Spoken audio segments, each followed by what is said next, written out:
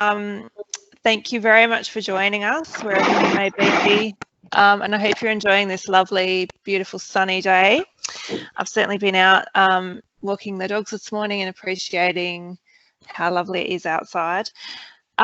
So today was, we were intending to deliver this session as part of the Community of Practice, which we've had to think about how we can deliver differently. And while we'd obviously love to be in the same room with all you lovely people and seeing your lovely faces, we thought it was important to continue with the work. So we've just had to think about how we can do it a little bit differently. So I'd like to start by saying that we acknowledge and respect Aboriginal people as the state's first peoples and nations, and recognise Aboriginal peoples as traditional owners and occupants of lands and waters in South Australia. Just a bit of housekeeping. If I could just get everyone who's not talking to just mute their microphone. It sounds all right at the moment, but we do get a little bit of feedback if people have their mics on. As we've said at the beginning, this is going to be recorded, so there might be some people who couldn't make it today. You can watch the recording later, or if you'd just like to listen to our dulcet tones again, you can always listen to the recording again. We've sent out all the materials that we'll be running through today, and we can do that again if you've missed it. The format today is Camilla will be running through the detail of some work that we've been working on for the last few months, to discuss with you some changes that we're proposing for the way in which you record data and report to DHS. So this is really is the first look that you'll have had at this. It's very much a draft, and we're seeking your feedback and comments on what we've put together. So if I could maybe just get Camilla to share your screen, and then everyone can see the PowerPoint. Yep. Yeah, I'm in. Can we see? I can. Hopefully everyone else can. Yep. And then to the Y change. Up onto the So as I said, we'll step you through some of the proposed changes.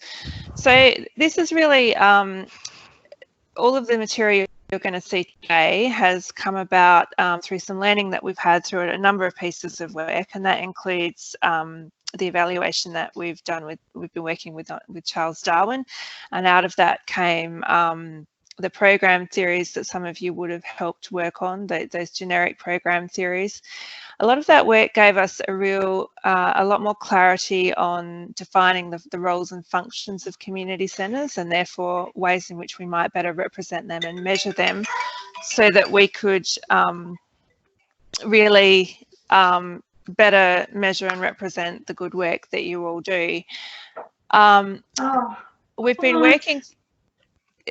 Whoever's online, can you just make sure you mute your microphone? And so in terms of consistency of reporting, we've been working through with other funding streams, and as you would know, we've had quite a lot of diversity in measurement across the community development stream. And while that's enabled us to tell a really good story about what you as individual centres do, we've learned along the way that we need to be able to aggregate things and tell the story at the whole of stream level. So consistency across the stream, where we get everybody reporting in a consistent way, is important in being able to do this. We also saw, and I'm hoping most of you were at the session that Kylie ran the other day on the community needs analysis. And as you'll see, we've really had a principle of trying to align all of the pieces of work and not replace what you're currently doing and what you're currently collecting, but building on it, and that includes the community needs analysis as well. And so Kylie, did you want to comment on how we've developed this and the process that we've been through, and some of the thinking that we've done in developing this measurement framework? Thanks, Penny. Good morning, everyone. just to reiterate, Penny, also what you just said, there's a bit of noise coming through. Yeah. So if down the bottom of your screens, everyone, you can see a little microphone with a line through it. If you press that, you will mute your microphone, and it means we're not all going to hear the challenges that we've all got in our real lives behind us. Thanks, Kylie. Yeah. So you're right. We ran an online interview with Jim, who is online here today. Here's me looking to see him as if I can see him in my room. I'm here. And that was really the first time that we've launched the community needs analysis tool for anyone. And I think there was about 90 people that tuned in. But if you wanted to see that interview again, you could see it online on our Community Centres SA's website because it was recorded. But essentially, DHS funded, thank you DHS, the development of the tool, which took us about 10 months to develop. It was a collaboration with ourselves, with about 5 community centres and a bunch of Flinders University social work students. And through a process of trials and tribulations, testing, piloting, seeing what worked, seeing what made sense and what didn't, we've developed a tool that's a very practical and simple tool, and is now available actually as a hard copy as well. So if you do want a copy, just contact us at Community Centres SA and we can organise to get one out to you. The tool really allows you as community centres to delve deeply into understanding your community's needs. As we all know, community centres are frequented by a group of people who may not necessarily always be representative of your total community need. Different communities have different demographics, and of course, therefore, community centres being responsive to community needs should be changing and be flexible and agile to meet community needs at a point in time. And that's why it's so important to have a fairly systematic process that allows you to really delve deeply into looking at your community need at a particular moment in time. That gives you as a centre confidence that what you're doing, that the programs that you're running, that the partnerships you have with other service providers who also run things out of your centre meet your community's needs, and that they aren't just meeting one particular cohort needs. So that's why we developed it. As I said, all the detail is available online now. You can have a look at the interview, but I think ultimately now we have a very practical tool which feeds very neatly into what you're going to be talking about today, Penny and Camille, because it is a tool that allows you and helps you to then report back to DHS. Yes, very much so. Jim, did you have anything you wanted to add at this point? Oh, look, just in terms of the community needs analysis, that I guess one of the things that I wanted to say around that is that being able to show that the activities that you provide, the services that you provide, are actually meeting the needs of your community is a really comforting thing for a funder, because then we know that the money that we're giving to services is actually going where it needs to go. So we think it's a pretty important part of the toolkit. Back to you, Penny. I think we actually just lost Camilla. Anyway, can I just say something, Penny? Yeah. Can you just use the word comforting? And I think that's a really spot on word to use, because DHS, you as an agency, us as a peak, and other organisations are saying to everyone, really, we need to have comfort and we need to have confidence that what we're asking you to do is actually meeting needs of community. It's not a draconian imposition. It's actually just bringing a level of comfort, and I like that term because I think that's exactly what it is. That's how I like to think of it. It's bringing a level of comfort to us all that what we're doing, what we're spending, every waking hour, committing ourselves to do is in fact something that brings us that security and that comfort in the knowledge that we're meeting needs. Absolutely. And the journey that we've all been on with results-based accountability has always been about being able to quantify and tell the story, I suppose, in a more consistent way about the good work that we know that you all do, and be able to talk to government, I suppose, in a language that government can consume, and we always talk about consistency and being able to quantify change as well. So Camilla is just... Sorry, I'm back. Oh, you're back. I ran downstairs to seek IT support from my father, and then when I came back, it was working again. So look, I'm glad I'm consistent. At a previous community of practice, I kicked the projector cord out of the screen while presenting, so that's right. We can always count on you to be consistent and just providing tech issues always. So we're going to get Camilla to run through some of the detail that we've developed. She'll talk at the end about an opportunity to provide feedback that we'll send out the details of. Depending on time, we will have a go at giving some of you a chance to ask questions afterwards. There's a large number of people online, so obviously that'll be limited in what we can do, but there will be lots of mechanisms for you to provide feedback and to discuss what we're proposing. Okay, so Camilla, I'll hand over to you. Great. Thank you, and thank you everyone for joining us this morning. So I'll sort of get straight into what we're proposing to do. And like Penny said, there will be opportunities to provide feedback, and this is very much a draft. But what we're suggesting is that there will be 2 templates per centre, which will be submitted via R2D2, which you should be accustomed to. So the first template being one called the Survey Participant and Program Outcomes template, and we're suggesting that that would be submitted once every 6 months, which is a sort of a schedule that you're, again, accustomed to with your current RBA reporting.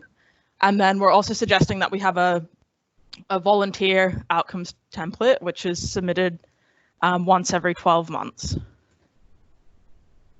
I'm not going to speak too much about the sort of nitty-gritty of R2D2 today. That can definitely be discussed offline if you'd like to, but I guess just to flag that in general, the intention is to set up your reports on R2D2 as aggregate. And so that's generally what most of you are doing already, which is where you log into the system, you click that create submission button, you enter your sort of aggregated data into the submission, you click save, you submit.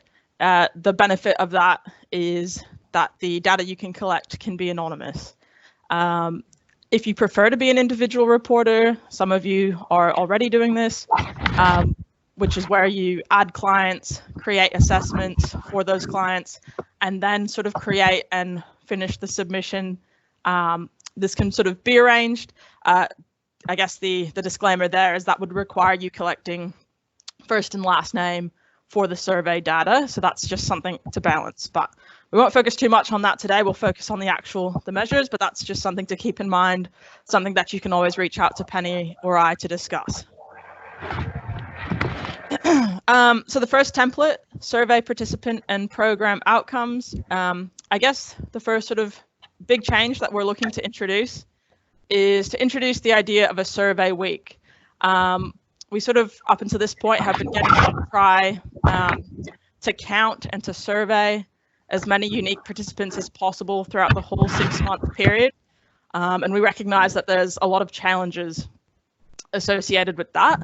So we're wanting to introduce a survey week which will sort of provide a snapshot of who the community center participants are, how the community center is helping them, and another benefit being it will reduce the administrative load for you. And we think in terms of that, who the community center participants are, that will have some nice synergies with that community needs analysis tool that Kylie and Jim introduced on Tuesday, in terms of sort of understanding the demographics of who's coming to use the center. And, in terms of who we think you should survey, it's to sort of try and survey as many participants as possible. So that could be centre users who are using, programs that are solely run by you, or maybe they're coming to access services that are run by other organisations, but at your community centre. Basically, as many people as possible during that survey week. A couple other comments about survey week is that we will provide the survey to you to distribute in sort of a paper version. You can translate it to an online survey if you wish. We'll also look to provide you with an Excel template where you can sort of enter the data into it to sort of, which will then aggregate the figures to make it easier to translate to R2D2. And again, that comment about just trying to survey as many participants as possible. So the changes that we're discussing today, we're looking to sort of have the templates built and ready from July 1, 2020. But we didn't want to miss out on an opportunity to say, May the 4th be with you. So we're looking to do an optional sort of trial week starting May 4th for you to potentially pilot the survey just to sort of see how it goes. And we think, potentially given current circumstances, it will elicit some interesting data. So I'm going to get the actual version of the survey up momentarily. But before I do so, I just wanted to highlight sort of 3 questions that you're going to see in there, which are on the screen now. So they're basically 3 statements, and you rate them from strongly disagree to strongly agree. And you'll notice question 2, there's a bit of a reverse in terms of where the anchors are located. That's just a bit of a validity check to stop people from sort of just selecting the last item along the row each time. And basically the idea is that depending on how people respond to those 3 questions, so maybe they said neutral to all 3, you would actually sum those scores, and it's going to give you a score from 0 to 12, which provides you a bit of an indication about their loneliness levels. So these questions were developed by the Campaign to End Loneliness, which is a UK-based campaign. They define loneliness as the following, which is where there's a gap between the number and quality of relationships and contacts that we have and those that we want. One of the primary purposes of this tool is to measure change in loneliness as a result of an intervention, but we do recognize that there's difficulties with doing that and doing sort of pre and post service surveys in a community center setting. So we're just proposing that you sort of use it to capture a bit of a snapshot of loneliness on a 6-monthly basis. So I'm gonna show you what that proposed survey looks like. And I've noticed there's maybe some chat messages coming through. Might potentially go through those at the end. Oh no, getting the wrong thing up. Cool. So this is the sort of draft survey week for participants.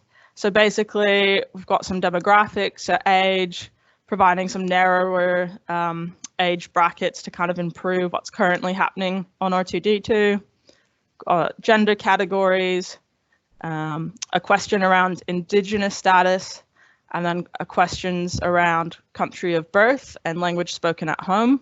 The idea being that that's going to feed into your cultural and linguistic diversity numbers.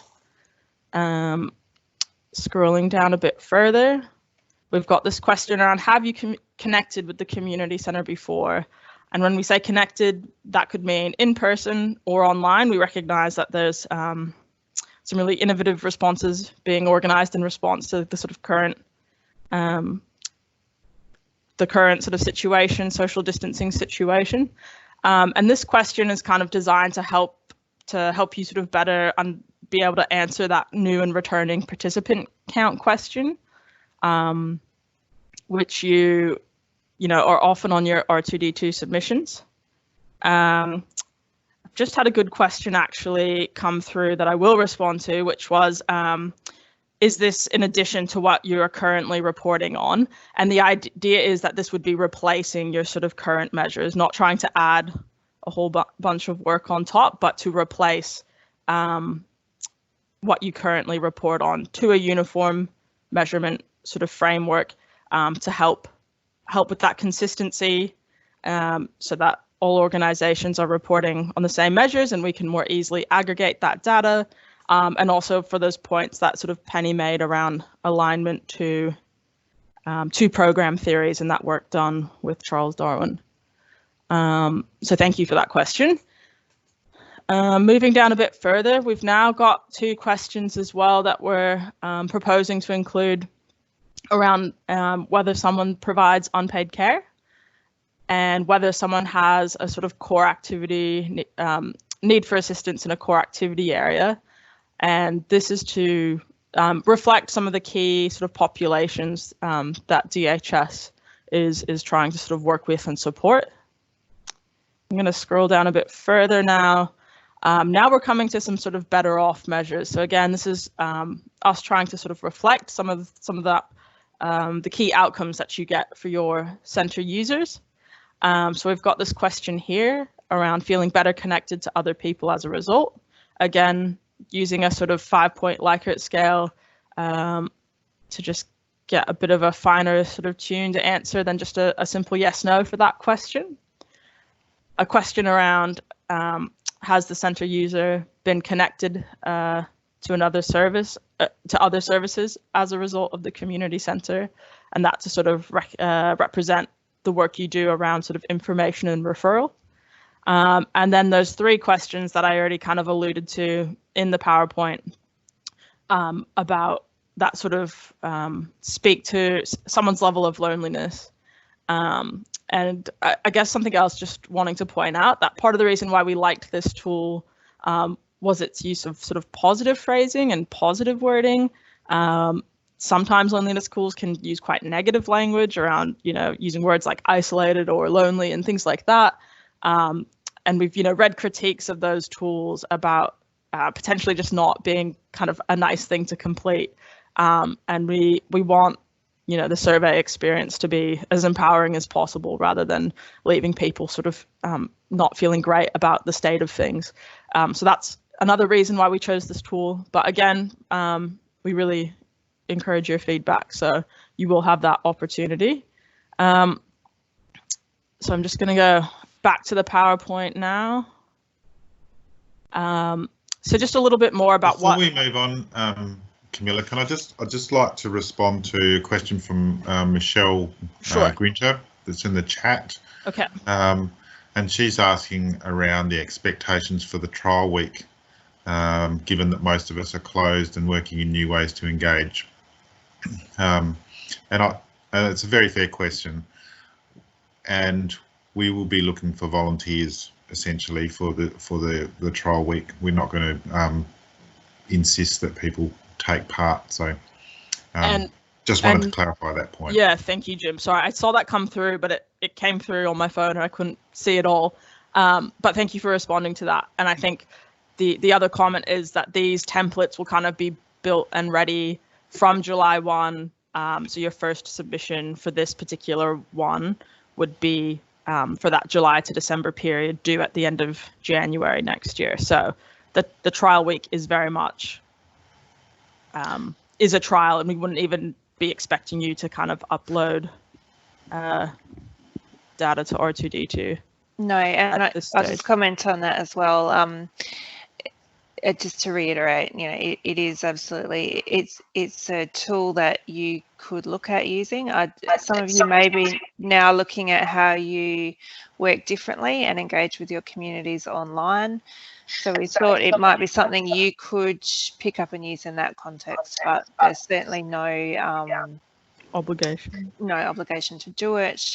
You'll be reporting as usual for the January to June period in July. All of these changes will appear as of July. Camilla and Penny, it's Kylie here. I might just add a quick comment too, if I may. and that is also to let everyone know that separate to the reporting you provide for DHS, you also provide reporting back to us as your peak, because we are also required to collect information for our own reporting purposes, and also just to see where the health of the sector is. And I wanted everyone to know that Community Centres SA have been working with DHS. We want to try and minimise the amount of double up reporting in effect, and to try and streamline the kinds of questions that we would be seeking, and have them align where it's possible with the questions that DHS are asking. So our intention always is to minimise the work you need to do, not maximise it. And the May date has been looked at because it also links in with CCSA's annual survey. But I think most importantly, even though it is voluntary, it does provide a really great opportunity to test a bit more our online and alternative ways of communications. Because even though people might not be coming into the centre to participate in programs, as community centres and houses, your role is still to continue to connect up and support communities. You've closed your building, but you haven't closed your job. And so we will be, that is Community Centres SA, will be also supporting and working you through ways that you could perhaps look at how to ask these questions through the community needs analysis, and other ways as well.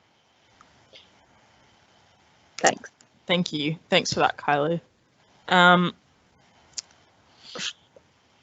All right, so I guess I'll just keep pushing on. But thank you for those additional comments, and those questions are great. So keep sort of sending them through the chat, and we will pause periodically to work through those. But we've shown you the survey that would be used during survey week with centre users. As you know, on R2D2, there's generally a few other questions that maybe don't just apply to those centre users, and that's sort of more applied at an organisational level, and that's what I'm going to take you through in just a moment. So we will still ask a question around attendances across the 6-month period. And so that's, I guess, just to, again, capture a bit of indication of sort of volume and how much service you're providing. We think that will be a bit easier to track compared to previously when we were getting you to try and track unique participants across 6 months. This is just how many people are coming through the door. And, you know, this will be something that we'll have to potentially look at if how we define what an attendance is, given, you know, a lot of community centres are currently have their doors closed. But yeah, we'll work with you to sort of establish that and better understand that. And then the other part of the submission will be some whole number questions around the number of different types of programs that you run, and then with a sort of qualitative text box where you can sort of provide a bit of a description of what those programs are and sort of why you're choosing to run them. Something to flag is that we will be removing some of the normal qualitative questions from the end of the submission, such as client description, local trends and issues, actions for further improvement, because we've had feedback sort of from the sector and from other funded streams that this is sort of covered in the annual performance reviews that you complete, that there's a bit of a duplicate data sort of entry. And again, we're trying to really address that administrative load for you. I'm going to show you what that PDF looks like now. We've sort of mocked up an example. So here we are. So basically, there's that new survey and returning survey participants question, which you know, ties into this question here, as I sort of alluded to earlier. Have you connected with the community centre before?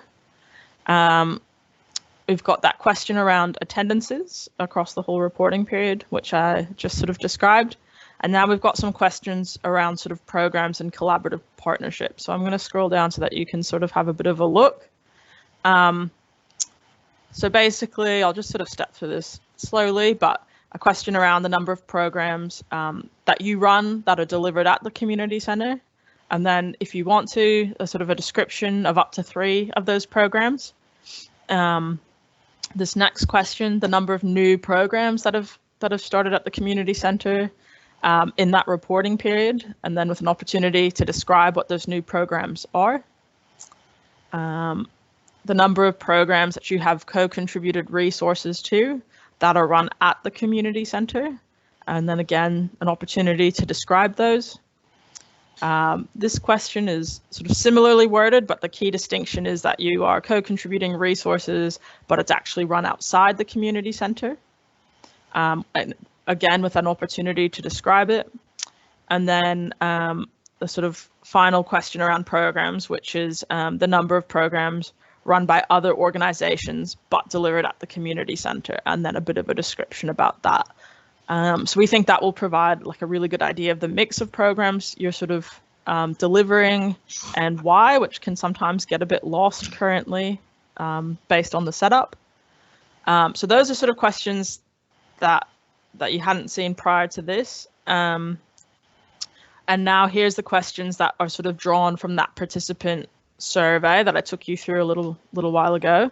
So this is that question around, you know, core activity need for assistance, that unpaid care question. So you'd record, you know, the number of people who responded, you know, yes or no.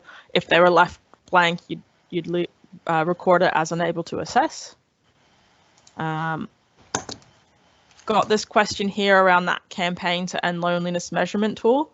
So I described the fact that you've got 3 questions where you can sort of score either a 0 to 4 on a singular question. If you add up your scores, you're going to get a score out of 12. And so that's kind of what we want you to do. We want you to take the survey, add the 3 numbers together. That'll give you a score, and then you sort of record what kind of grouping it falls into. And that's so that we can kind of understand where people are falling along that loneliness spectrum, from least to most lonely, and to sort of see if that changes over time.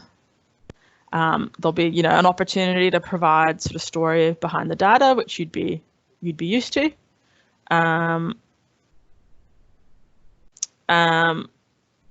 got this survey participants who feel better connected to other people as a result of the community centre. So from sort of strongly agree to strongly disagree, using that scale, and then again that unable to assess in case it's sort of left blank. We've got that yes/no question around being connected to other services, and then you'll see your sort of normal demographics. And then, as I said, you won't actually see those questions around, you know, actions for further improvement, client description, that you would normally see at the end, and that's because we're sort of removing those to try and again reduce that administrative load. So that's the kind of first template that we're introducing, with the idea being that you submit it once every 6 months and you do just 1 survey week per 6 months. Before I move on to the next template, which is the volunteers template, which we are thinking would be submitted once every 12 months. I feel like there's been some more questions coming through in the chat, and I wondered perhaps, Jim and Penny, if we want to sort of speak to some of those before we move on. Yep. So there's quite a number of questions around reporting for the current period, and with the impact of COVID-19, and people wondering what the expectations are or how they can do their surveys, because they all their participants have evaporated essentially from their centres. And I think we need to say that we still expect that reporting will be done for this period. We can be flexible, and we'll discuss individual situations with centres, and we're going to be quite understanding of the fact that COVID-19 is having a massive impact on the delivery of services by community centres. Yes, I think that's probably enough, but we will be very flexible, but we're still going to expect reporting. is the short answer to that. One of the other questions that I've taken note of, and there's been a few people who've asked about that, is the idea of reporting where the DHS only funds a portion of activities. I think we're going to have to do a bit of fine tuning with that. And that's as best I've got for you at this point. Penny, I'm not sure if you've got more. Yeah, I was looking at those questions too. So Nikki says, is the tool to be used across all of our community centre programs, as only certain programs are funded through DHS? And Heather had a similar question. Are we reporting on all of our courses and activities in the centre or just DHS funded programs? I think as we've more closely defined the functions of a community centre, we've understood that one of your roles is to run your own programs, but also conversely, it's to coordinate and bring in programs that are delivered by other providers or partners in the centre, and that whole function is something that we want to describe and measure. So in terms of the survey of people attending your centre, that really speaks to that question, and Kylie talked about kind of the 3 levels of needs analysis, and the first one being that answering that question about who uses your centre, and those users could be people who are attending programs that the centre is running. They could be volunteers. They also could be attendees of other programs run by other partners in the centre. So we're really wanting to answer that question by getting information from all 3 of those groups. So hopefully that's a little bit clearer. And as well, we're wanting to understand the full spectrum of activities that happen in your centre, both those that you organise and run yourself, and those that you work with partners, and perhaps you coordinate with other services in the local area as well.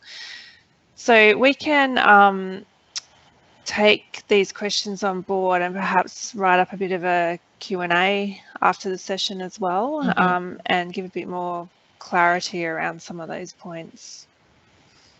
Yep, that sounds really good. Thank you.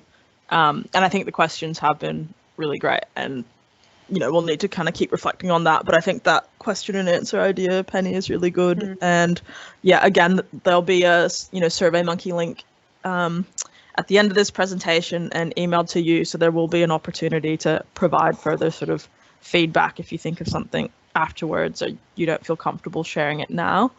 I'll sort of move on to the volunteer outcomes template now, and we can do a few more sort of questions at the end, but feel free to keep sort of sending through to the chat, because that seems to be working well. So template number 2, volunteer outcomes. This is again just sort of recognizing one of the I guess important functions of community centres, and recognizing that volunteers are an integral part of community centres, but also that you make an important contribution to their lives as well. So looking to do an annual submission about volunteer outcomes, partly because we recognize that some volunteers have been volunteering for a number of years, and we don't want to over survey them once every 6 months,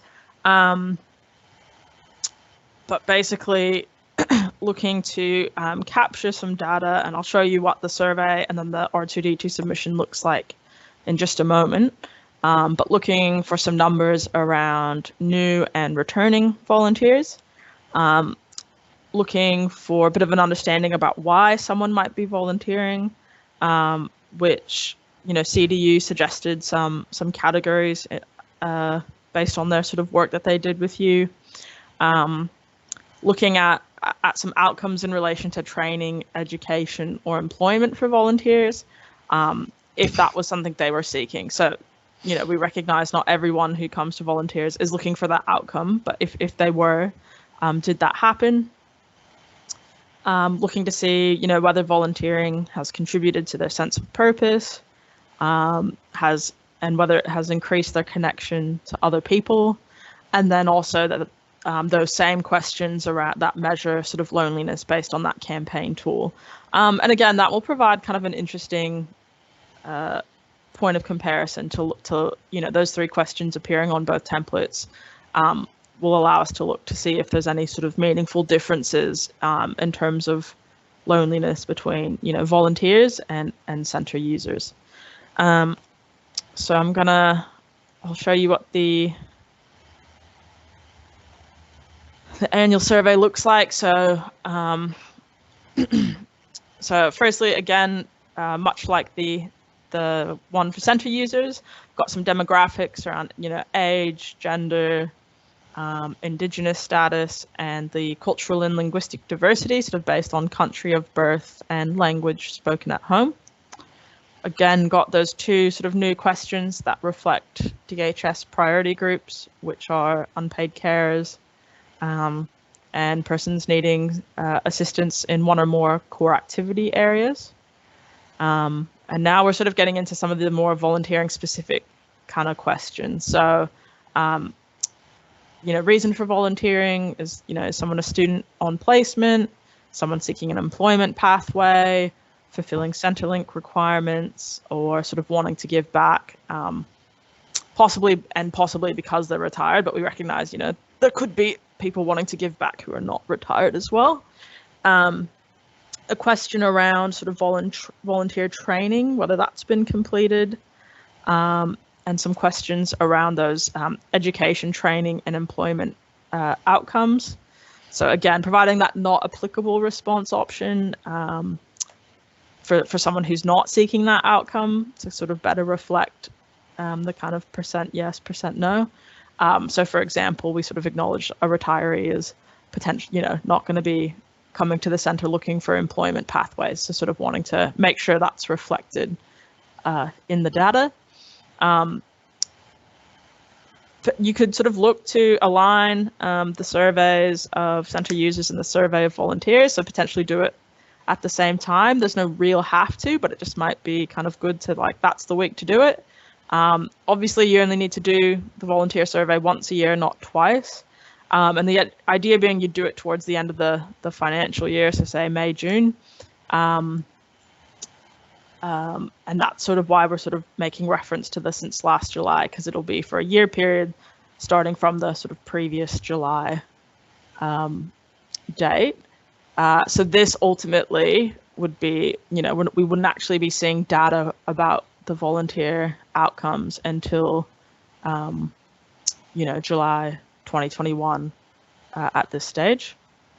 So just scrolling down a bit further, got that question around volunteering, contributing to sort of sense of purpose, feeling better connected to other people, again with those sort of 5-point scales, and then those questions from the Campaign to End Loneliness tool, which you would sort of sum up. And now going to what it's going to look like on the submission. So number of new, a number of returning volunteers, the questions around what kind of category the volunteer falls into as to sort of why they were volunteering. Some of those questions around providing unpaid care and that need for assistance. And then we've got those, training, undertaking further education, gaining employment, and then those other better off outcomes.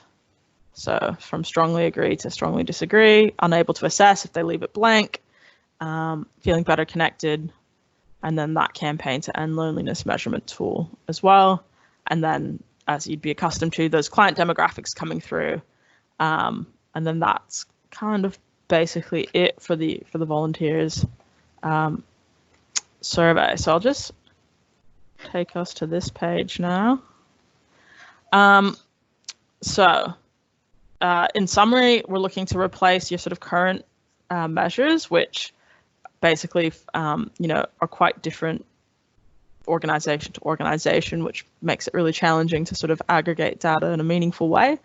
And so we're looking to introduce these 2 templates per centre. The survey participant and program outcomes to be completed 6 monthly, which, you know, utilizes data collected over a 1 week sort of survey week to provide a snapshot about who your centre users are, and then to also do a second sort of template, the volunteer outcomes template, to be completed once a year.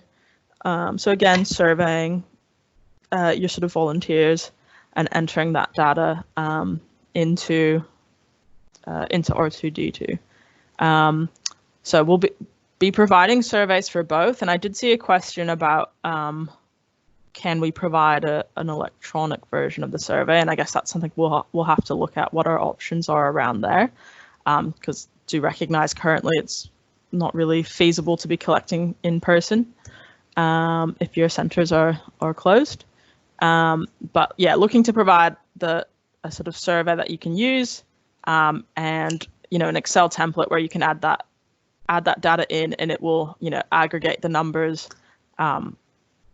so it makes it a more simple process to enter data into R2D2. Feedback we've discussed before. Again, everything today is sort of proposed and it's in draft form. That link there will take you to a pretty brief survey, but one where there's, you know, free text boxes that you can tell us, you know, how we can improve this, what you like about it, etc. And we will also email that link out to you, so don't panic if you can't get it written down now. Jim, Penny, Kylie, any other comments?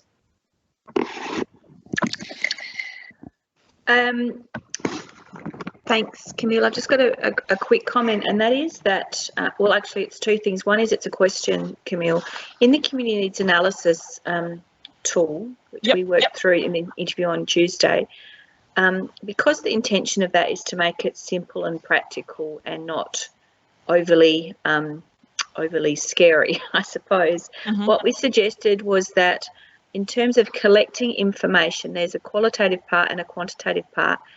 If centres aren't able to collect the quantitative information easily, and that certainly might be the case during COVID, what we said in the tool is it's okay also just to make an approximate guesstimation.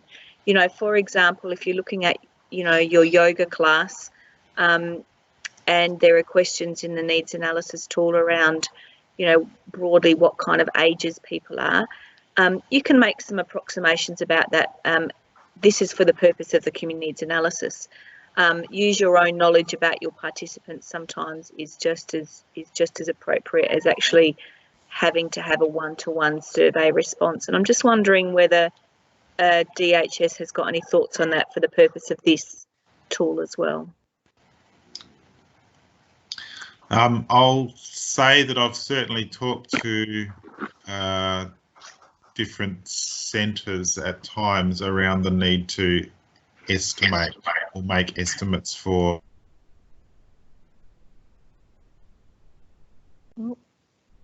Oh, where'd you go, Jim? Jim's gone. It's about to provide pearls of wisdom and he's cut out. I can maybe pick up that thread. So the demographic information is coming from the survey entries. Is that correct, Camilla? Sorry. So the demographic is coming. Yeah. That was the idea at this point, since it was being collected on that survey. Yeah. So Kylie, the demographic detail that we're collecting sort of to answer that question around who uses your centre, and that would be reported to DHS. We're proposing that comes purely from that snapshot that's taken during the survey week, and there is no other kind of estimation of those figures. So I suppose that would mean it's particularly important during the data collection time to make sure that you get as much of a representative sample as possible, and ideally, and I know this will vary very much centre to centre, but you know, looking at trying to get as many people as do come in the door, or as you know, you touch base with during that week, filling out the survey and collecting data for them. So is that does that answer your question, Kylie? Yeah, it does. I'm just reading through some of the comments. Yeah. You know, around challenges around language, for example. Yeah. You know, sense of confidentiality. At least in my mind, of course, the more specific and the more accurate information is the better. But I guess particularly in during COVID period, I'm assuming that there's, you know, flexibility around that, and sometimes observation is a useful and just as relevant tool as being able to collect it person from person. Definitely. As a kind of stand-in measure. The other thing I just wanted to mention was this notion of, you know, the trial week in May. Of course, centres, you know, aren't going to be running programs from their actual building, but you are doing things. You are doing many things to support connectedness. In my mind, and I think we've talked about this, Penny and Camilla and Jim, that what this is all pointing towards really is for us as a sector to really focus on saying, okay, for that week, whether it's May this year or whenever it is later, that's the week when we make sure we get all of our ducks lined up. We make sure that we haven't personally got a lot on that week, or that we delegate to volunteers, that we gear up our, you know, our photocopier and all of our volunteers and all of our tools to make sure that in that week, that's data collection week, and really kind of make that a thing, rather than sort of a last minute, oh my goodness me, I've just got my cat in the background, just got to somehow quickly collect this data. I think where we're all heading is to have it as a recognised, consistent week throughout the whole sector, and then also when everyone else is doing it, we can share information and thoughts and ideas and opportunities, so that it's kind of a shared, you know, a shared week in effect. And that week includes not only the data that you're collecting for DHS, but the data that you might want to collect for your own purposes in terms of designing what happens in your centre or evaluating that. It might also include what you collect for Community Centres SA to feed into that annual snapshot, or you know, anything else that you need to focus on in terms of data collection. And we're just proposing that is really consolidated into that single week effort. And as Kylie said, really kind of clearing the decks, making sure you're organised, and you've got as many people on board to do that as possible. Colleen says the program that she runs is outreach. So my program covers a region and they're not people who usually come into the centre. How can this work for me to survey this in 1 week? I suppose, you know, data collection, if you're doing it remotely, and you know, great time to try right now as well. You could send out the survey during the week and then compile the data that comes back post that week. So as long as it had been elicited in terms of data collection during the week, then obviously the compilation may have to extend beyond that week. And Yasmin says, do we all survey in the same week? Kylie, you might want to comment on this as well. Look, this was just an idea that we had discussed, that it becomes something that we all do at the same time.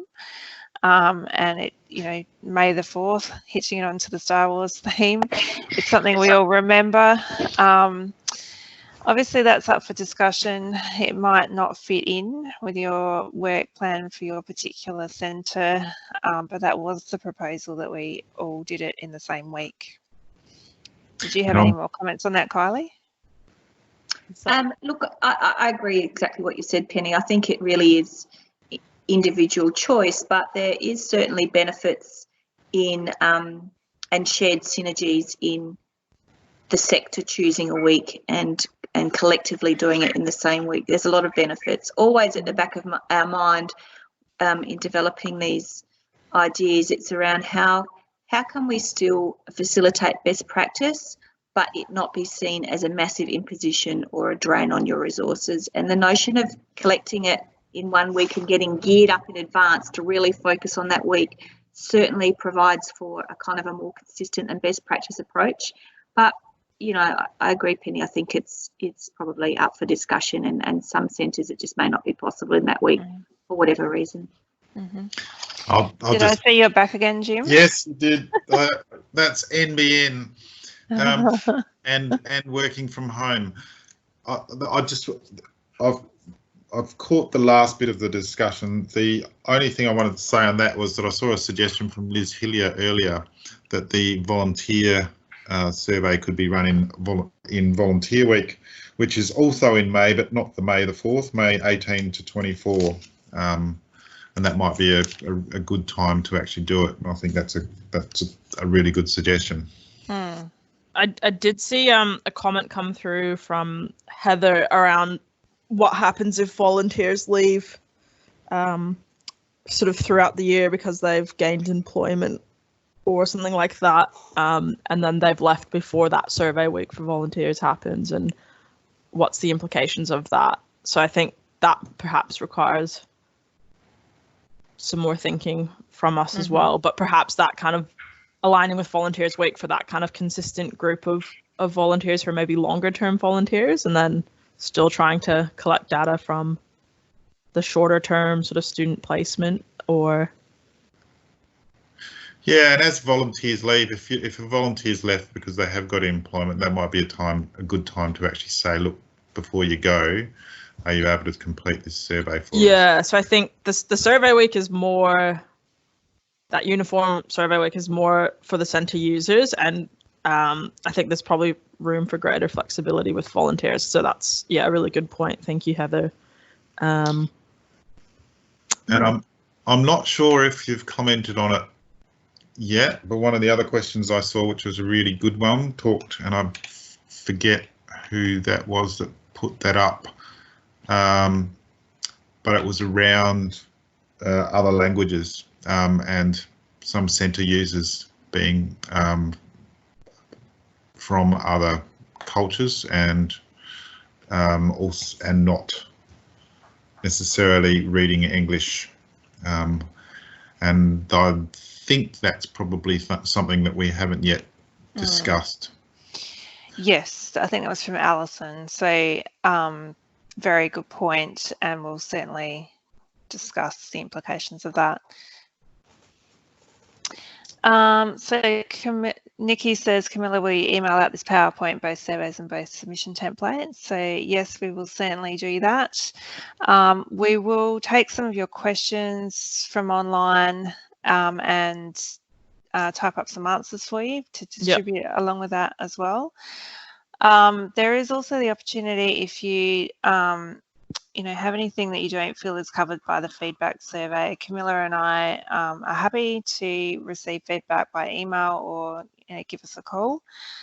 But we'll compile everything that you do send in, and then we'll think about how we might get back together in this format again, and discuss any further changes. We'll see how we go with that. So given that sorry, what were you going to say, Camilla? Oh, and I was just going to say we had a comment come through around the COVID situation and how that's impacting things, and yes, that's, I think, hugely important, and this is sort of a very challenging time. So we're definitely, that is something that requires continued sort of thinking and reflection. So yeah, I guess basically sort of send through the feedback. No, we're going to continue to sort of reflect on that and how we can make this support you in your work and things like that. Okay, well, Jim or Kylie, did you have any final words?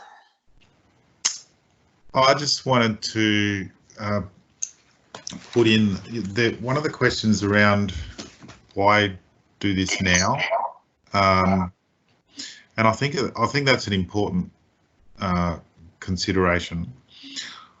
one of the things I'd like to say is that community centres are, just as we all are having to rethink roles and what we're about.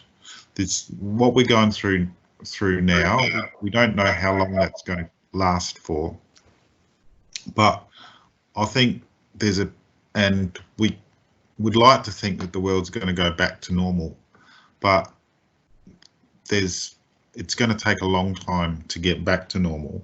And one of the opportunities we have while this is going on, as we sit in our houses at home, socially isolated, is think about what our purposes are, what we're about, and what sort of life would we like once we come out of our houses and can start to meet up and socially interact with other people. Those, because I'm not certain that life's going to go back to what we call normal after this, and I think this offers us a good time, and I think it's particularly important for community centres while we're because everyone's isolated and lots of people are vulnerable, and the challenge at this time is how do we connect with those people, and what's our role in that, and what's community centres' role in that. It's forcing community centres into new space. It's forcing us all into working online very, very quickly, just like we're doing today. This is happening incredibly quickly. I couldn't have imagined that we would be doing that 3 months ago. So I think this is a time to be reflecting on what we're doing and how we're doing it, and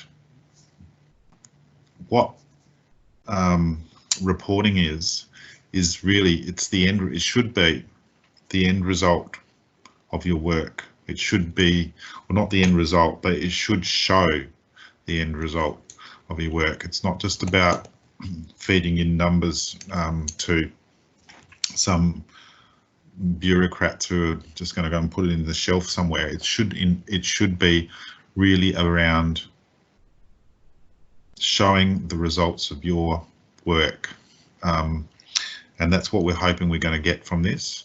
We do have a time where we have to reflect on what we're doing and how we're going about it, and I think this reporting needs to be part of that mix.